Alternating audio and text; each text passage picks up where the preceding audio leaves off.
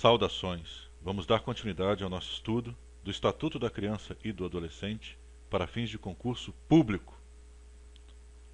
Eu parei aqui no artigo 213.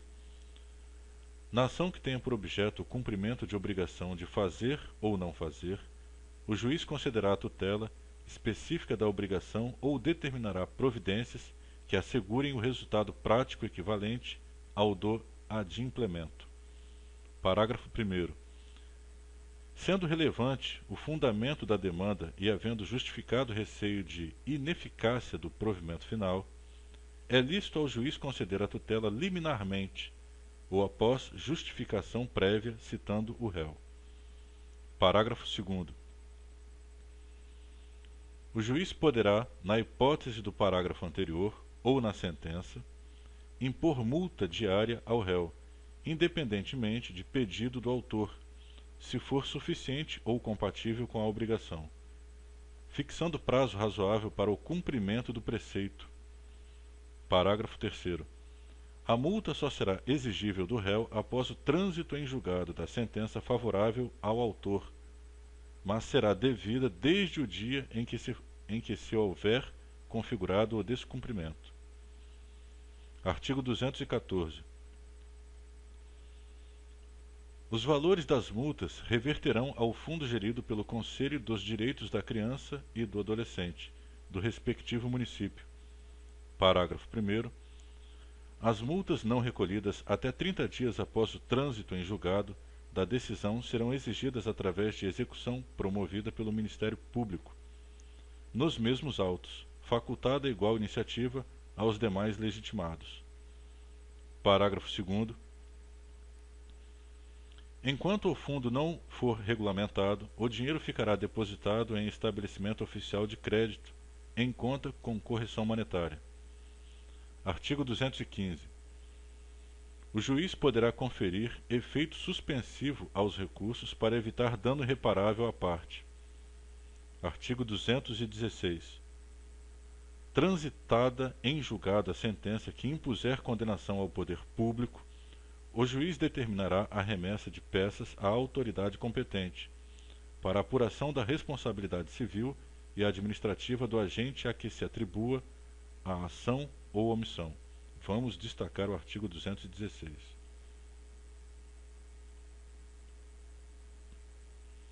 Artigo 217. Decorridos 60 dias do trânsito em julgado da sentença condenatória, sem que a associação autora lhe promova a execução, deverá fazê-lo o Ministério Público, facultada igual iniciativa aos demais legitimados. Artigo 218. O juiz condenará a associação autora a pagar ao réu os honorários advocatícios arbitrados na conformidade do parágrafo 4º do artigo 20 da Lei nº 5.869, de 11 de janeiro de 1973, Código de Processo Civil, quando reconhecer que a pretensão é manifestamente infundada. Parágrafo único. Em caso de litigância de má-fé, a associação autora e os diretores responsáveis pela propositura da ação serão solidariamente condenados ao décuplo das custas, sem prejuízo de responsabilidade por perdas e danos. Vamos destacar o parágrafo único. Artigo 219. Nas ações de que trata este capítulo, não haverá adiantamento de custas, emolumentos, honorários, periciais e quaisquer outras despesas. Artigo 220. Qualquer pessoa poderá e o servidor público deverá provocar a iniciativa do Ministério Público, prestando-lhe informações sobre fatos que constituam objeto de ação civil e indicando-lhe os elementos de convicção. Vamos destacar o artigo 220. Artigo 221. Se no exercício de suas funções os juízos e tribunais tiverem conhecimento de fatos que possam ensejar a propositura de ação civil, remeterão peças ao Ministério Público para as providências cabíveis. Artigo 222. Para instruir a petição inicial, o interessado poderá requerer às autoridades competentes as certidões e informações que julgar necessárias, que serão fornecidas no prazo de 15 dias. Artigo 223.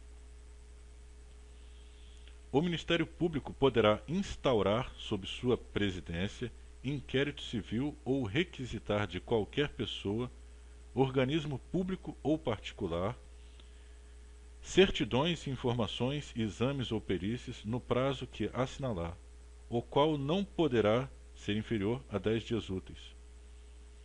Parágrafo 1º.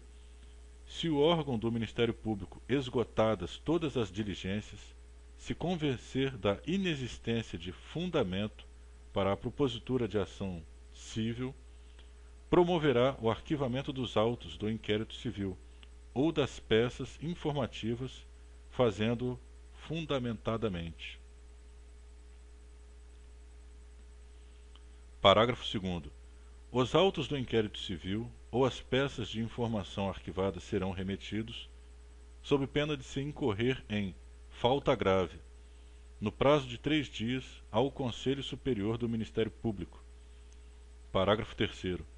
Até que seja homologada ou rejeitada a promoção de arquivamento, em sessão do Conselho Superior do Ministério Público, poderão as associações legitimadas apresentar razões, escritas ou documentos, que serão juntados aos autos do inquérito ou anexados às peças de informação.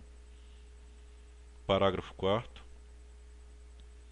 A promoção de arquivamento será submetida a exame e deliberação do Conselho Superior do Ministério Público, conforme dispuser o seu regimento.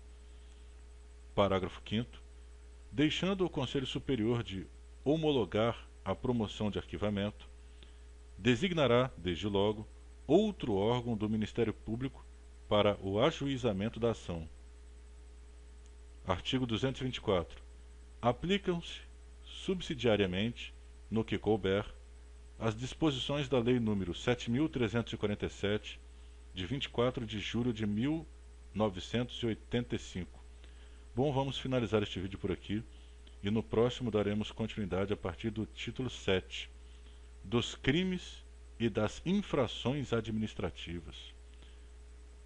Muito obrigado. Até o próximo.